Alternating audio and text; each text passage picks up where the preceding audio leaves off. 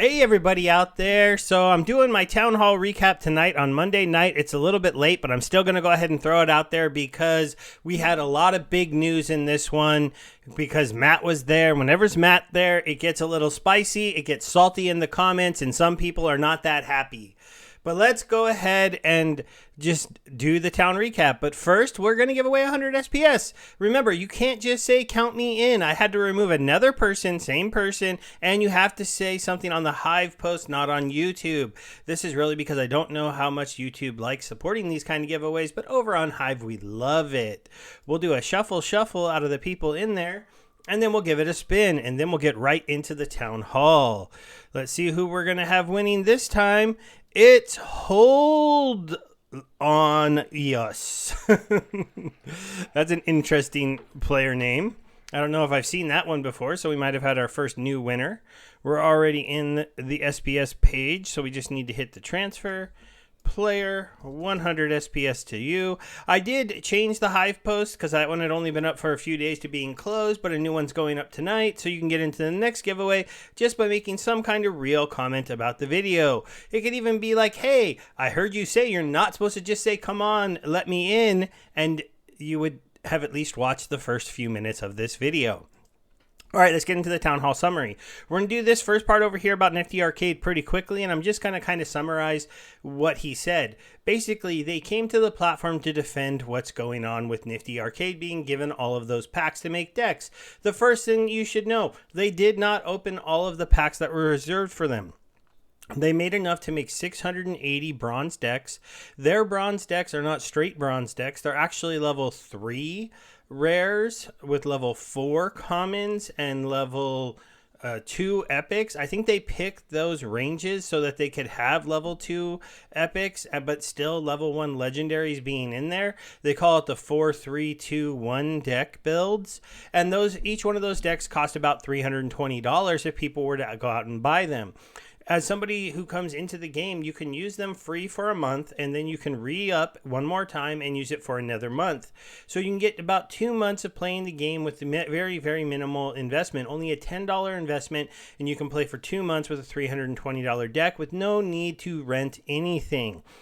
I did try one of these out. I showed it on my Splinterlands TV stream. It does not have everything, though. It only has stuff that comes within the Chaos Legion packs. They haven't filled them in with rewards cards. That means anybody who says this is taking all the rental income away from us, the players, I think you are a little bit wrong because you haven't looked into what's in the deck. They don't have an Oceanist. They don't have the healer from the life team. They don't have a bandit. These players would theoretically go out, and as they learn those cards are very critical, possibly use some of the SPS that they've gotten, some of the credits that were given to them when they got their spellbook, and rent a few of the cards to round out their decks. Now the bad side is, though, we found out of these 680 decks, they only have on average somewhere between about 80 and 120 of them being used. Now the good thing is that of the players who are using them, they do seem to have a good track record of going ahead and turning them into real players. Because if you can come in, you can play for 2 months, you can earn these really good summoners and these really good cards to go into your deck, and then you can go ahead and go out and buy a few of these other cards really cheap. It's a little bit easier for you to stay around, especially because if you found Nifty, you're probably part of some kind of community. That's the other thing they brought up. They aren't advertised on Splinterlands' main site. If a regular player finds their way to Splinterlands, they don't necessarily find their way to Nifty until later on. But if a player finds their way to Nifty, they get directed straight to Splinterlands. That is the great win.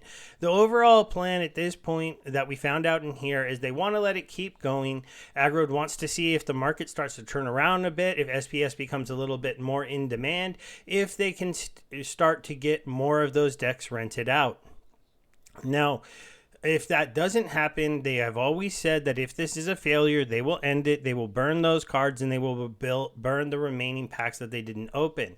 My guess is that if they can get this to be successful, once the economy starts to turn around a little bit within the crypto space, the Hive ecosystem, and hopefully Splinterlands, that they would then open those other packs and maybe offer some additional decks. It also would be a question if they would ever maybe move those levels up and offer any silver decks. But I think as of right now, they see no reason to do that. And that is where you would get the big argument that now they're cutting into a lot of the profits of the people who are renting, because now they're taking away that rental demand for those higher level cards.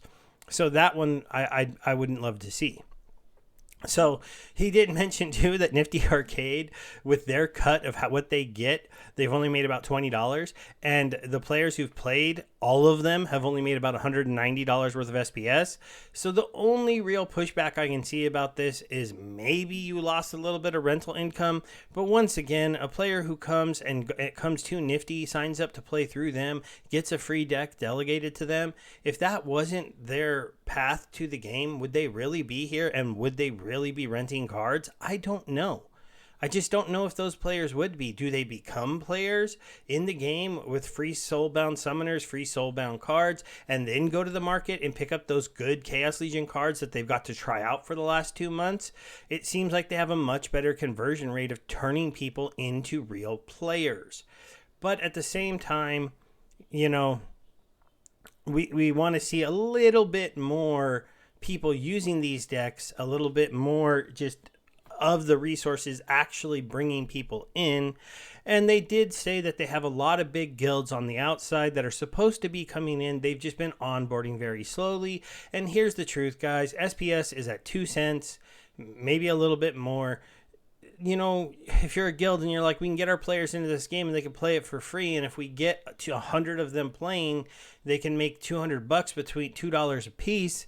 That's just, it's not like, oh, we better go do that. So we need to see when people can tell that same story, but maybe SPS is at a dime instead of 2 cents, and now you add a zero onto that, and each one of those players is earning, well, no, it would be $10 instead of $2.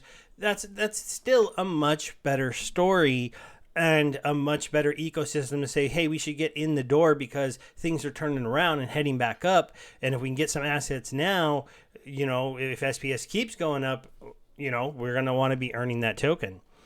Now, we'll quickly go over, Investigator was there. We have a small update coming out tomorrow, but the servers might be down for a longer amount of time.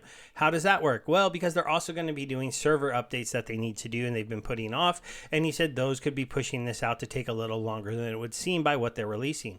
The main things that they are releasing is a new account security page where you're going to be able to change your email. The nice thing about that is you won't have to go through support to do that anymore. You'll just be able to, on the site, either add an email address if you've never had one onto your account, or change it to a different one if you have an email on there that's maybe been compromised.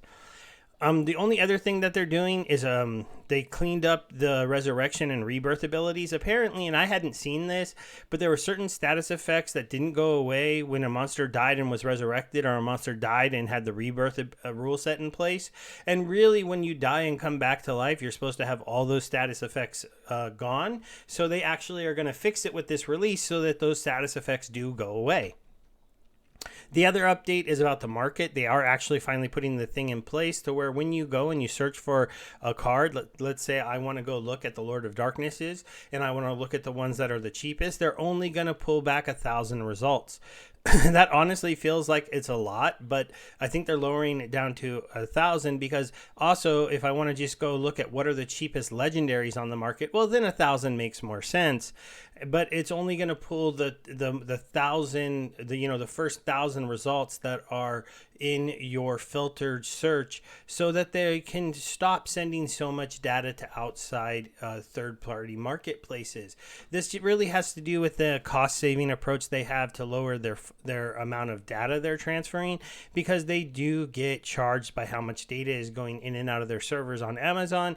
So if they start sending less out to these third-party marketplaces, they're just going to save some money, and that'll just make the company more profitable. And then maybe they don't have to do those money grabs they get yelled at for, even though I wouldn't call anything they do a money grab. They simply sell things to us.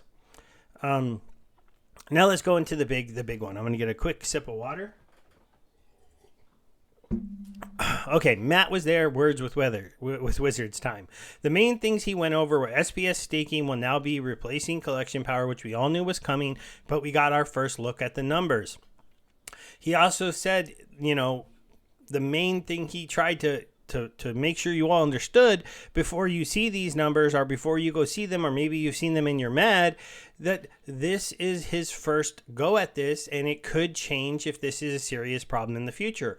Also, if you think you have a better plan for how to do this, you can put in a DAO proposal and see if the SPS holders agree with you. But I can tell you, as a bigger SPS holder, I like these numbers. I do think that they're fair. And the main reason I think they are fine is because nowhere in this new system are you ever stopped from earning. You are just slowed down from earning. And they said there will be a rental system in place so that you can rent SPS. I am going to give myself a little tip of the cap, or a little bit of a haha told you so to some people, that the original plan for SPS staking in the white paper was going to go out the door. It is out the door. Matt did say he would love to be able to do that sometime in the future, but he would have to figure out how to make it work. There is no longer, at least at any time that we know of, going to be a system put in place where you're going to try to be staking SPS onto players to earn SPS returns based on that player's performance. We're not doing that right now. It's not going to happen anytime soon. And Matt hasn't figured out how to make that work within the new system.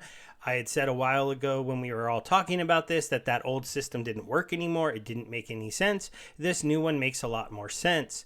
No matter how much SPS you have staked, you can play the game. You can go as high as you want within the ranking systems, play in any leagues. You're just going to get lower R shares, so you're going to get less chests.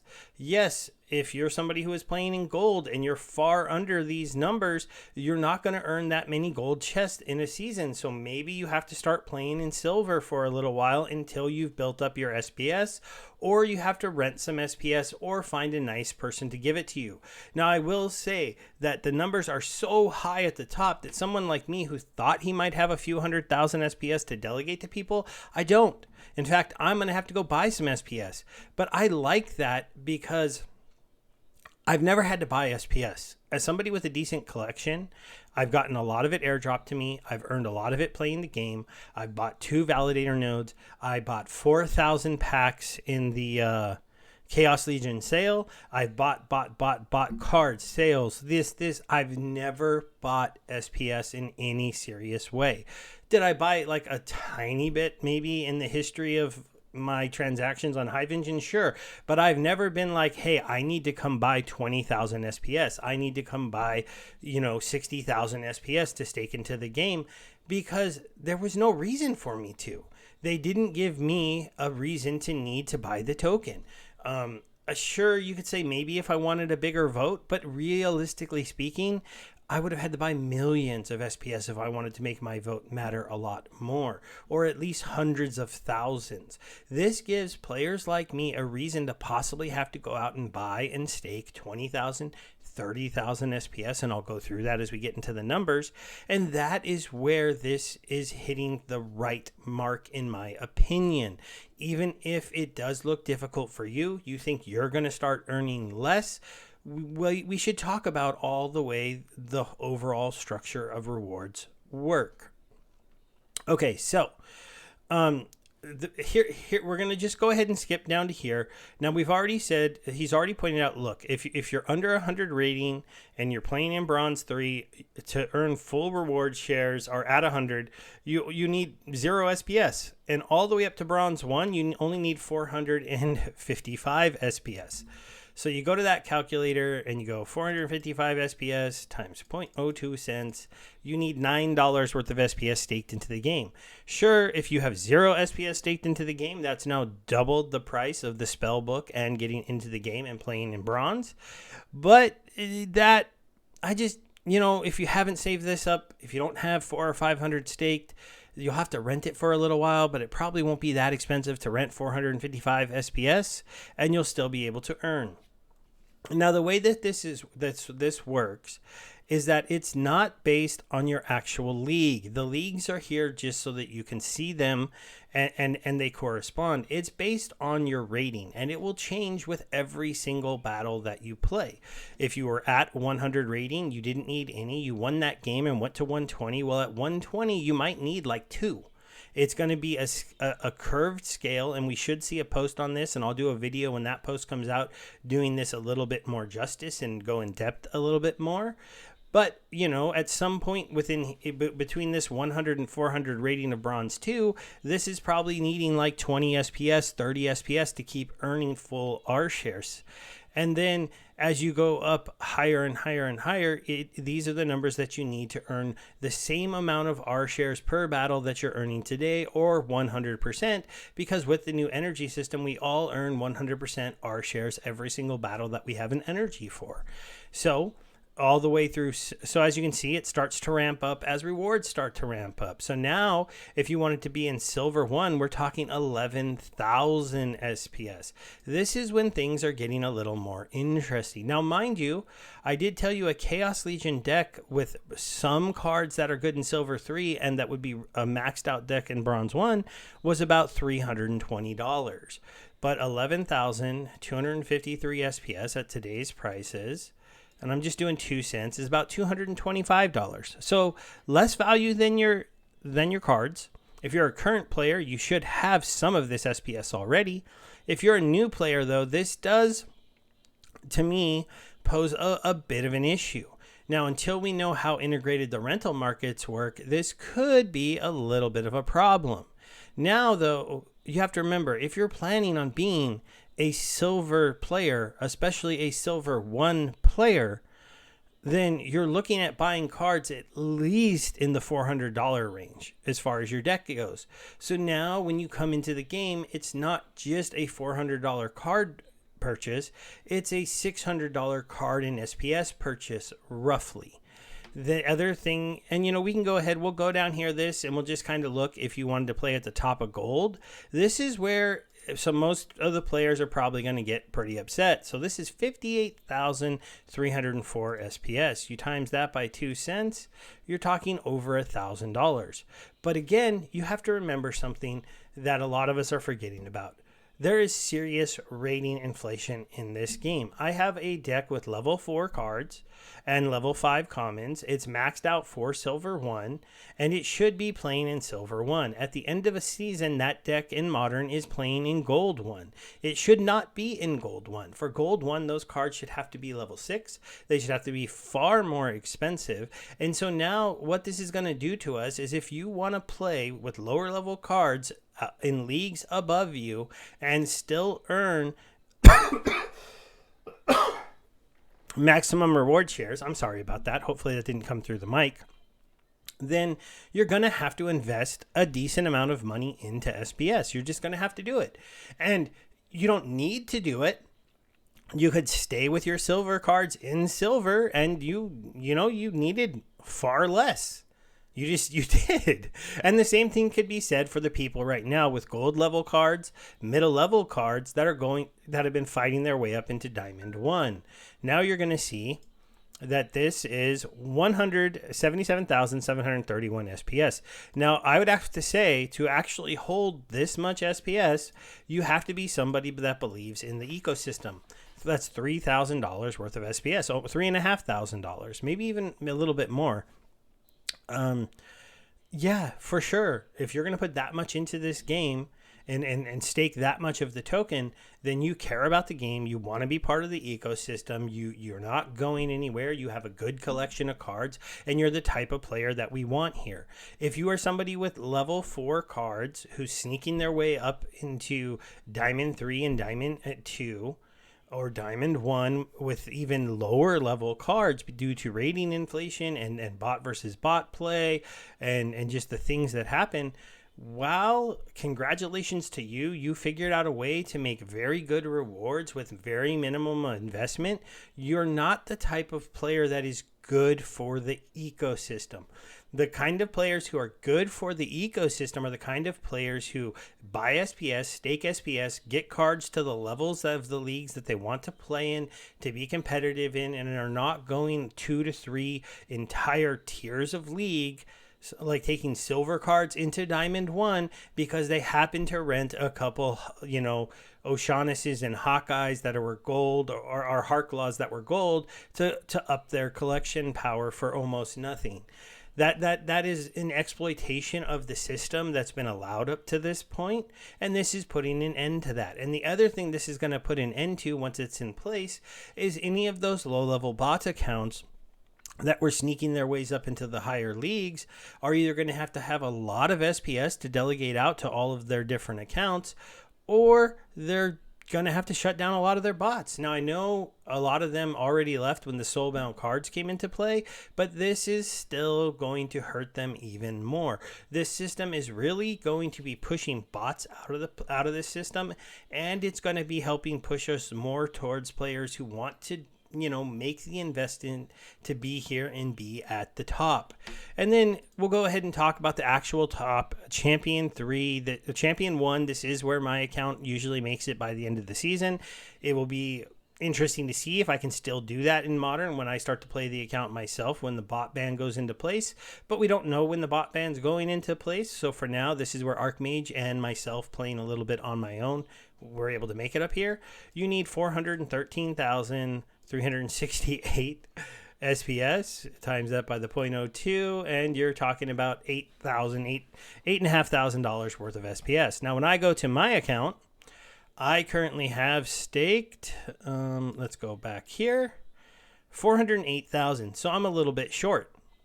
However, by the time this is in place, just naturally, if I just started staking my liquid SPS I'm getting, I could easily get to that 413 number. But why do I need to buy some SPS? Because I do have one other account that is playing in gold and one other account that plays a little bit in silver. I'm going to have to go out there, and if I still want to run those other accounts, if I don't want to shut them down and move those cards into the rental system, I need to go pick up 58,000 for the account that plays into gold, and I need to go get around another 2,000 to delegate to the account that plays in, well, probably 5 to be safe. So I'm looking to go pick up 68,000 SPS now. This was what Matt was trying to do, and this is what he was saying over and over again. He wanted players to need to get more. And I'm somebody that had a lot more than a lot of different people, and I still needed a little more, but I'm still going to need even more because I wasn't really saving up enough to support 3 accounts at these levels. The other thing I'll say is I mentioned to a few people in the past that I thought Champion 1 could be 400,000. And why did I think that Champion 1 could be 400,000? Because Vruz was 400,000 in order to get a max level Vruz when you were doing your claims. To get enough copies to get a max level, you needed to have at least 400,000 SPS staked. To me, that made it seem like they felt that a champion level player should need around 400,000 SPS. So that's where my thought process was. So this did not come as a huge surprise to me, though I wasn't sure how fast it would curve up. I do admit the Diamond 1 amount is interesting, but this could be the first thing that starts to actually separate these leagues into the correct cards. Because are you going to really fight and struggle in Diamond and have a hard time winning if you don't have the SPS to get your full earnings? No, you're probably just going to stay in gold. So maybe Diamond will actually become an area with the very few accounts out there who don't have max level cards but have 120 to 150,000 SPS, because they'll still earn pretty good until they get into Diamond 1, and then they'll start to take a slight hit, but it probably is still good for you because, like I said, you no matter what you have, you will always earn. The thing is, you're going to get diminishing returns. But like if you're just in the middle, like let's say you're in silver and you have about like 5,000 or 6,000 SPS, and at the start of the season you start at the bottom of silver, and you take a little while to get into silver 2, and then you take a little while longer to get into silver 1, and then you're in silver 1 for like the last week of the season. Well, for the first 2 days you're going to be getting maximum rewards at those lower R shares and earning, let's say 5 chests a day. And then but then when you get to the top, you're used to now starting to earn 10 chests a day. Well, you might still only earn 5 because you've only got that 6,000 SPS staked, but you'll still earn 5 a day. You'll still earn points towards your silver chest for the end of the season, and you'll still do okay. Now, a lot of people aren't going to like this. It's definitely going to be interesting, but the one thing, you're going to have a hard time getting the SPS holders to not like this, because like I said, for me, it's the first time in a long time they've done something that makes me need to buy SPS. And I realized something. I'm like, wow, they finally did it. I've never needed to buy it before. Even with everything that they've released, I've earned enough from playing the game to get max level bruises, max level, all the promo cards, all the Salty Bear, everything, just from what I had. And now, I mean, given I do have a strong collection of cards, but still, they needed to do something to make us have to buy to drive some pressure into SPS. And this was always in the white paper. It was always in there that this was coming. So anybody that didn't see it coming, I'm sorry, but we're going to move on because I've already made this a little longer than I should have. Now for guilds, this is the other part that they went over really quickly. They are doing an upgrade to the guild system. Basically, what they said is they're going to get rid of one of the guild buildings and move the bonuses from that guild building into the other guild buildings. So if you're in a guild, you probably know of the wonderful quest hall. So let me just close that. Here's my wonderful guild, the Roaring 20s. I'm over here in my brawl. But if we go to our buildings, so your quest lodge, it just goes up by how many quests you complete, but we didn't have to. You didn't have to spend any DEC to get this. You just had to get to certain levels of things of other buildings, and then you got it. At least I think. Let me double check. Does the hall show me the prices? Oh no, maybe we did pay. Gosh, it was so long ago. I don't remember. I'll have to check. I could probably actually, you know what? Let me just double check. I'm going to log into one of my other accounts and see how much the Quest Lodge costs to level up, because I don't want to be completely wrong here. And I was just using it as an example. If I go to guilds here.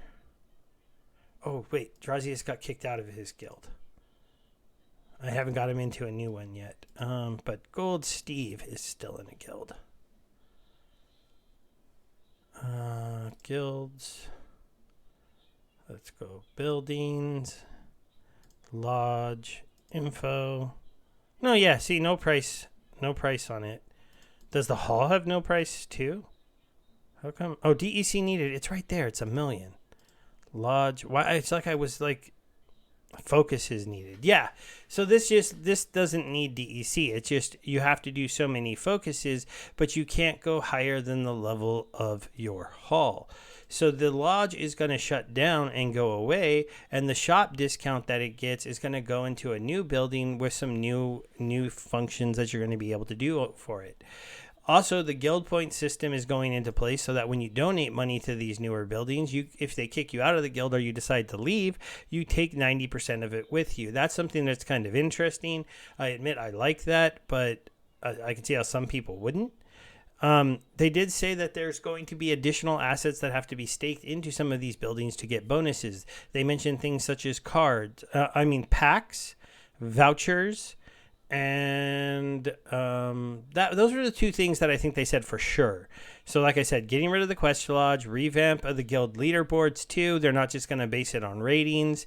There's going to be some new cosmetic benefits. They were talking about when you play in a game, you could have a banner that represented your guild to try to get some competitiveness between the guilds and beating people from other guilds. And there's going to be leaderboard rewards that are based on the seasons. So this could start to make the guild stuff a little bit more fun. We went to Weirdbeard's Brawlhalla. There was no big news here except for maybe that it was slightly hinted, and this actually was, I think, a little bit more during the question and answer, but between him and Matt, maybe Land Point 1.5 isn't coming out until July. I've heard some people say that might happen. I can't confirm that from any of this, but it's going to be interesting. The main thing he talked about is that they still are trying to get everything out in time in June. But in the next couple of weeks, they're going to be doing all their planning for what they're going to be doing in the last quarter of the system. He talked a little bit about the proposal just passed to have no bots in Modern, and they have to figure all of that out, plan all of that out. So I think we're actually a couple months away from that actually going into place. And we do have the 5-year anniversary event coming up. So we don't know what that's going to be yet, but they did say that they're going to be having some kind of event. I don't know if it'll be virtual or what it's going to be, but that'll be something that's kind of interesting. Splinterlands TV did their clip of the week, but you really have to be there to enjoy that. It's a pretty funny video where somebody got a whole lot of misses. there was a tutorial, but they didn't actually show you the tutorial. They actually just make these, and you can kind of watch a quick tutorial if you need to learn how to vote on SPS proposals, and that really wraps it up. So just in closing, I'll say that this was the big thing. I'm going to zoom in a little bit here at the end of the video, a little bit more. Do you have, oops, I don't know why that went out of the post when I zoomed that extra zoom. Do you have enough staked SPS? Let me know.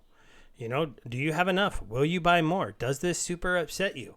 I'd love to hear some feedback on this one, and thanks for anybody that watched the whole video. It was a little bit longer than my normal recaps, but not as long as their 2.5 hour video, so goodbye.